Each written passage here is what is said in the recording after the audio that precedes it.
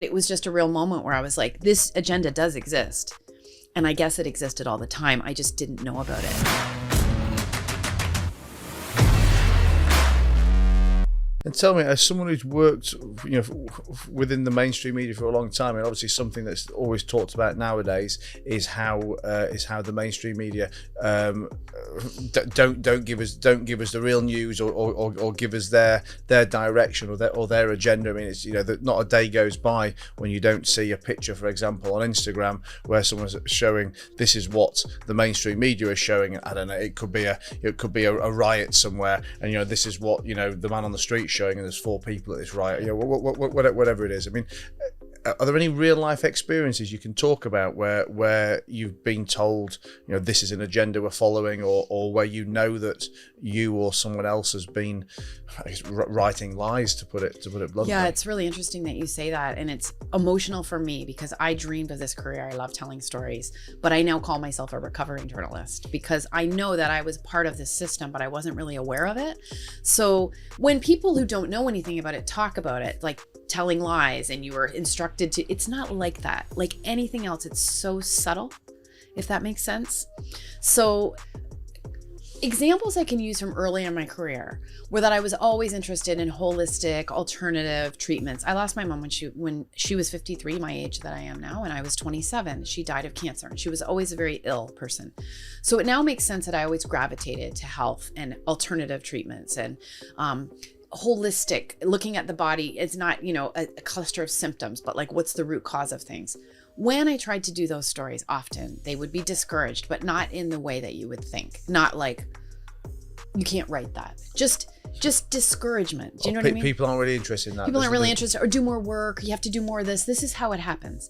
And how I sort of learned that was when I came over to Abu Dhabi, and there were actually things we couldn't write. And I thought, the editor would just say, you can't write that here. And the first editors did do that. But later, as I was at the paper, there were people who weren't as comfortable with saying that, and they would do the same thing. Oh, the reporter needs to do more work. Oh, just like delay. You know how people, when they don't want to deal with something.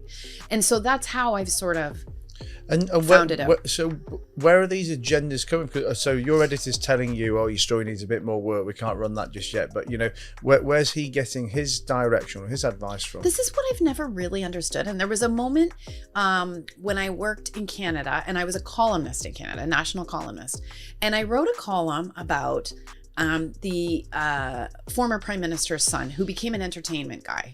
And I wrote a column. Everyone loved to hate this guy because he was very good looking, and obviously came from a privileged family. And I wrote a column about why his name is Ben Mulroney, and Brian Mulroney was our former prime minister, was his father, who was on our board of the newspaper chain. So I guess that was in there somewhere. But what I wrote was, why does everyone hate Ben Mulroney? I think he's a great guy. I'd met him. I said, he's a great guy. He's not doing a boring law degree. He wants to be on Entertainment Tonight Canada. Like, I wrote sort of like a fan piece, but a thoughtful fan piece. Yeah. Spiked. The editor has never told me. And every couple of years I'll say, why'd you spike that Ben Mulroney piece? I don't know. But that's the most blatant example I have. I have situations where they would say, that was an advertiser, you can't mention that. But as for the general mood and direction of things that could and couldn't be written about, I can't really tell you. And I wasn't aware enough at the time to really understand that I was part of the system, but I can tell you where it slapped me in the face. If you want to hear, sure. Where I really was like during COVID, where a lot of people sort of woke up to this, right? I've been reading clinical studies for a long time. I wasn't an anti-COVID. I wasn't a no masker. No, I was in the middle. I was saying a lot of this doesn't really make sense to me.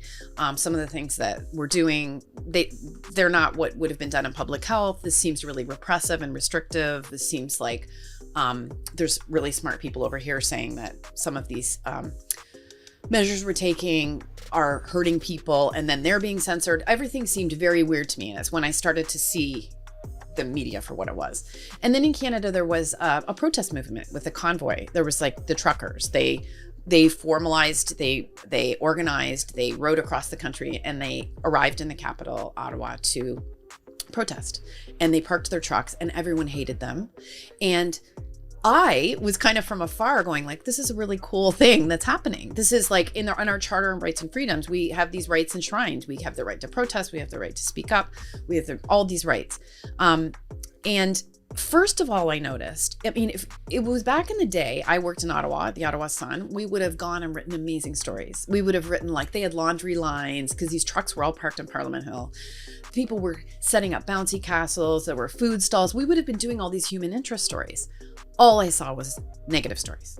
All I saw, like a big story. We have a hero in Canada, Terry Fox. He ran across the country. He had cancer and he ended up dying. He's our national hero. There's races around the world. Someone put a scarf and a hat on him. It was a story. Like Terry Fox's monument was desecrated. Like that's the kind of coverage that was being done. And these are my former colleagues. And then I looked at my former colleagues on Facebook and it was just all negative. These right-wing, Trumpian. Did you speak to any of them? No, I just looked at Facebook and I was having a real. No, but I mean, as in, did you ask any of these people why they were taking that view, taking that angle? I don't even know. I just was like, I don't even know these people. I don't even know what's going on anymore. I don't even understand. It was a really weird time for me because it was so opposite to what we would have done. And there was such an agenda to demonize these pretty peaceful protesters. And there was also a push to call it a white nationalist movement and misogynist. Our prime minister was doing that. But I mean, you only had to look at live footage to see there was like Sikhs and like every color of the rainbow of Canada. So I hope I'm not like going on too long about it, but it was just a real moment where I was like, this agenda does exist. And I guess it existed all the time. I just didn't know about it. And so the people who were going down to cover the protests are looking for the negative stuff. Sure. And then I started thinking about, I covered a lot of protests when I was in Canada. And I would go down there and there at Parliament Hill, there'd be a protest every Saturday or Sunday. And if I worked the weekend, I would go.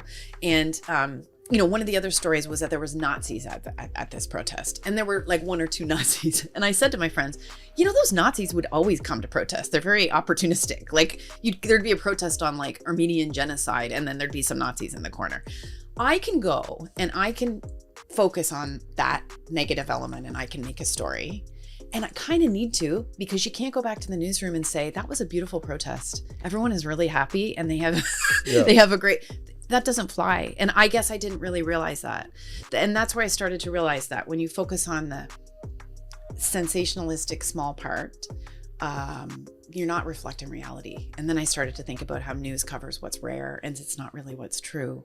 And that if you are going against that tide, you're going to have a very hard time and probably a pretty short career. But I was oblivious to all of this. I really, in my career, it was like, I'm telling the truth. I'm telling the stories. And now I just wonder, what I did. And the other thing is, everyone you speak to when you're a journalist and you're calling people, you're getting sources. Some of them are angels where there's, they'll always call you back.